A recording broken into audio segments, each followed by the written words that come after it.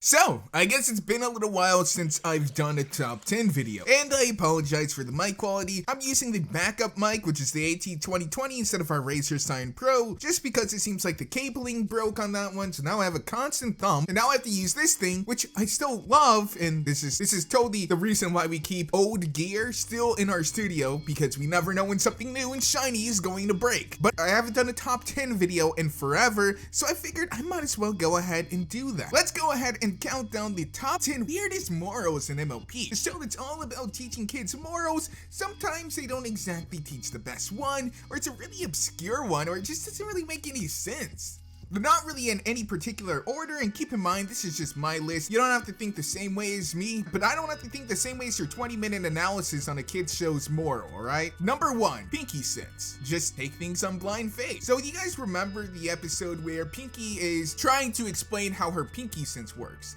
And even though it's a world of magic, there still are rules and laws that govern the use of magic. Like, you can't make something out of nothing without certain parameters. Apparently, even though the show kind of forgets about this later on. And Twilight just doesn't understand how Pinky's Binky Sense really works. And so she tries to analyze it and put it into a quantifiable nature, but she can't do it. And every time she tries to, she ends up getting hurt. And I guess really people took the moral as the atheist versus the religious, and how you just have to take some things on blind faith. That's a really weird lesson to put into a kid's show, especially since it's really the only one that's kind of like that. It's not like MLP has subtle Christian undertones or any other religious forces, so it's really out of place for this to be here. Needless to say, this episode was actually pretty much panned by the fandom when it first came out. And despite it being one of the 2 episodes personally panned by Faust, it was one of the most hated at the time. I don't know how 2017 fandom feels about it, but I know when it first came out, no one really wanted to give this one a shake. It was kind of the taboo episode. The episode people were taking bets on whether or not it would be banned. Number 2, Griffin the Brushoff. Apparently Griffins are just like, I don't know, this might get me in trouble for saying, but apparently it's like the Middle East or Africa, like it's some sort of third world country. Let's be honest, it looks like a total shit. Either it's the third world country or it's Detroit, one of the two. But the lesson here is that, the Griffins are just greedy and they don't know how to be friends and kind to each other, so they need the kind, generous ponies to come over and teach them how to care for one another. Alright, so the problem here is there's still a massive problem with the infrastructure of the country. Like, everything's dilapidated, everything's falling down, their economy is probably in shambles if it even exists at all. They're using the equestrian bit, which probably means that they're somehow related to Equestria because their own currency has no value anymore.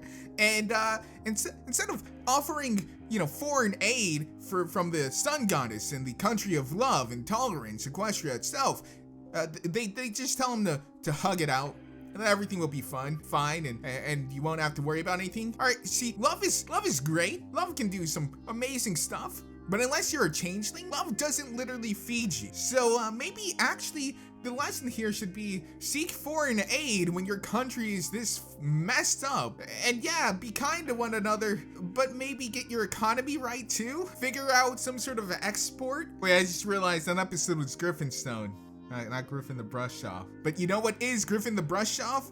Our number 3 spot. So when Gilda comes into town, she's kind of a dick. There's not a lot to wiggle around that. She's a bit of a dick. She's a bit of a Weykna, you know what I mean, mate?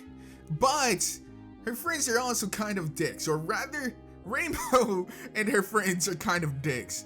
And Rainbow sets up all these elaborate things at the end that just completely torture Gilda at her own party. And while yeah, she's a bit of a prick, she's also still being like electrocuted and poisoned and all kinds of just horrible shit. Like, this is like YouTube prankster, quote unquote prankster levels of just not even, it's not a prank. I don't know what this is. Assault? But at the end of the episode, she's treated like the bad guy for being upset at having all this stuff done to her. Like, are you kidding me? Yeah, like I said, she's a tosser, she's a Weykna, she's a Soka hooligan, mate. But she's not in the wrong here to be upset with being constantly pranked.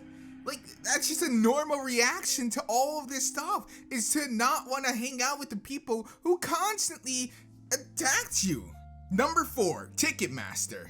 So I actually saw this one on another website, and a few people pointed this out to me early on in the fandom days. When Twilight gets only 2 tickets to go to the Grand Galloping Gala, which I don't understand why Celestia only gave her 2 when she sent her to Ponyville for the purpose of making friends. Regardless, it did have some different reasons as to why her friends wanted to go. Applejack wanted to go ahead and replace her barn and sell all kinds of food and, you know, help her family out. Rainbow Dash wanted to be a star bucker. Will YouTube still pick that up as the F word? Is this video demonetized? YouTube, bring back the ads. And Fluttershy wanted to frolic in the garden, which, once again, you're friends with the personal protege of the princess. You probably could have gone at any time. Rarity really just wanted to show off, I guess. All their reasons are pretty superficial, but clearly some had better reasons than others. But the moral of the episode is, if you have a choice, don't make one, because, you know, just hope that it solves itself out. Like, I think at the end, Twilight sends back her ticket saying like, oh, I don't have enough for everyone, so I'm just not gonna go at all. That's not what your friends want you to do. And everyone had different reasonings.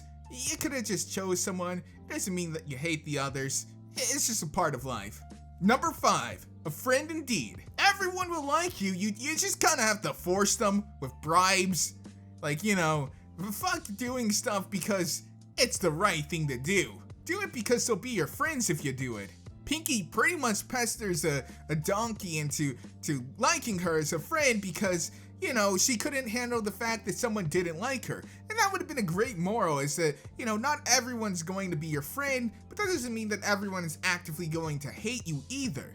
But Pinky, of course, can't have this and decides to pester him until, hey, look at that, he snaps and says, Pinky, go away. Why do you take some pills, take some medication, fix this ADHD you have going on here. But of course, in the end, she becomes friends with him because she, I guess, moves heaven and earth to find his long-lost lover.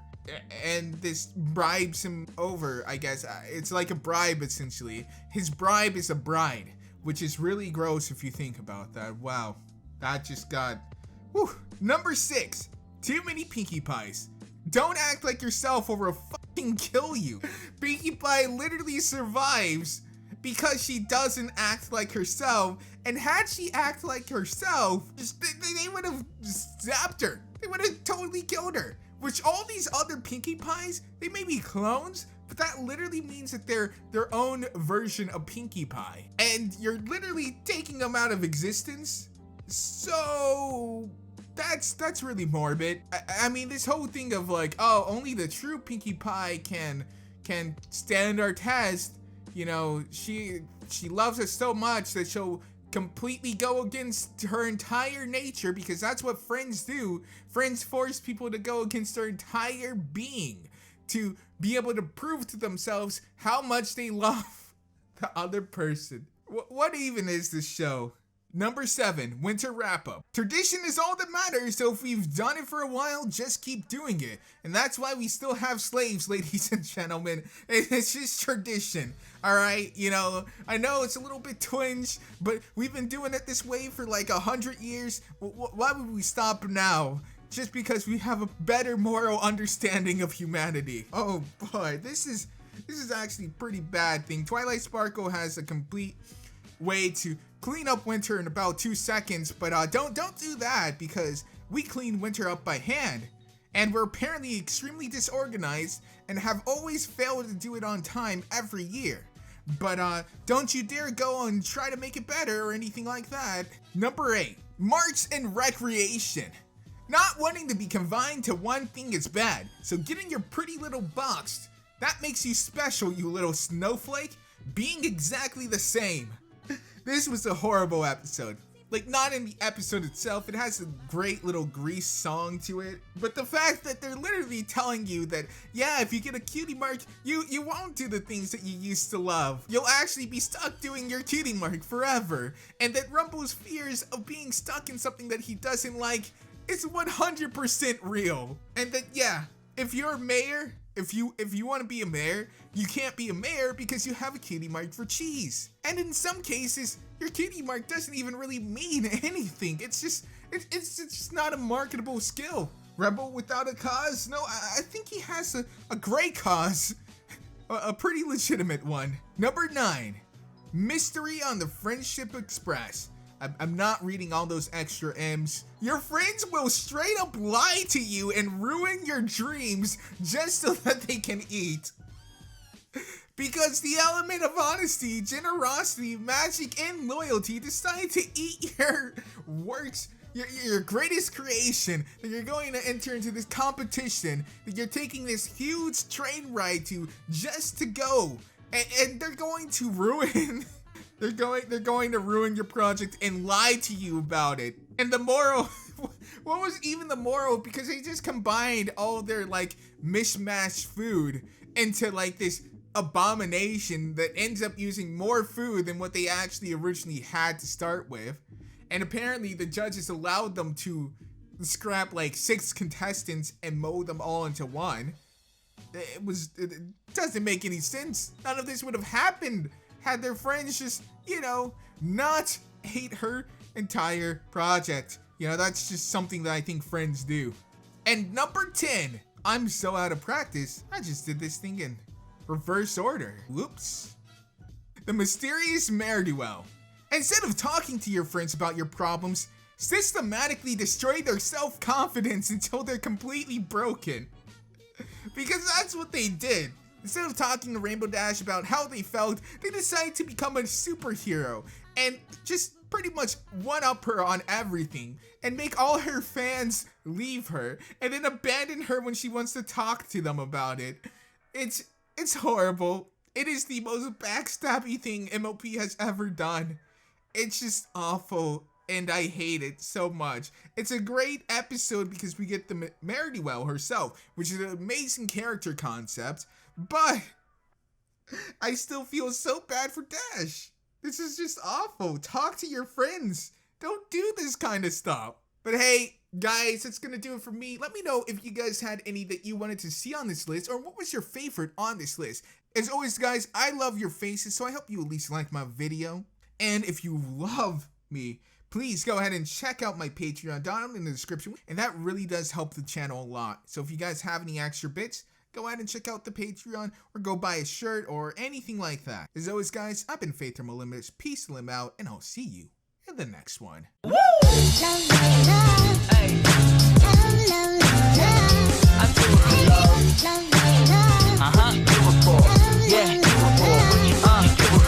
I do it for the love.